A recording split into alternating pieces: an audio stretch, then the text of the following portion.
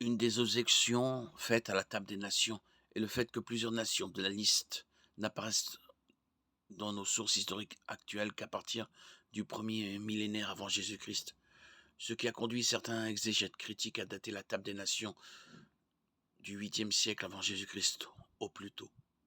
C'est une critique couramment formulée à l'encontre de la Bible, au lieu de lui accorder le bénéfice du doute quand elle mentionne une ville ou une culture qui n'apparaît dans aucune autre source historique, ou à une époque qui précède toutes les autres nations dans nos sources limitées. On part du point que les auteurs de la Bible étaient malhonnêtes, ou se sont trompés. C'est ce qu'on pensait de la ville antique de Ninive et de la civilisation hittite, qui ont toutes deux été redécouvertes à l'époque moderne, au 19e et 20e siècle, respectivement. Ces découvertes constituent une preuve remarquable de l'historicité de la Bible. Le fait est que toutes nos connaissances des cultures antiques sont très fragmentées et souvent fondées sur des hypothèses.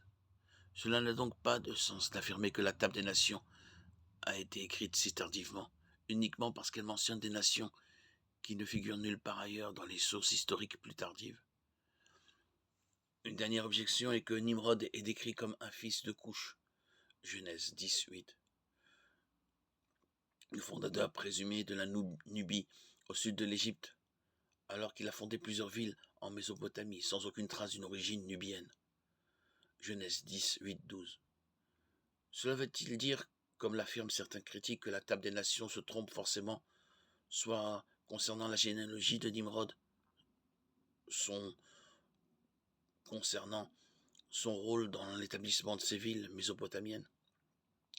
Les sceptiques qui avancent cet argument ne tiennent pas compte du fait que Couche a également fondé au moins 6 nations arabes, Genèse 17, dont aucune n'a des origines nubiennes.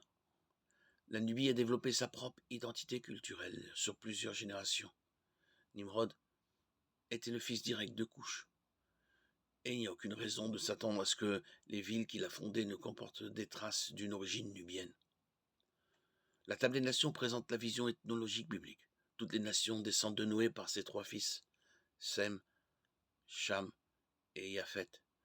Nous ne savons pas si la liste des 70 pères fondateurs est exhaustive ou si certaines nations ont été omises, intentionnellement ou non. La fiabilité de ce que nous savons de la Table des Nations est remise en cause par des sceptiques dont les objections sont défectueuses et invalides. L'ancienneté des sources rend son authenticité impossible à prouver de manière irréfutable, si bien qu'au final, ceux qui l'acceptent le font par la foi, dans le cadre d'une perspective justifiable plus large, de même que ceux qui la rejettent.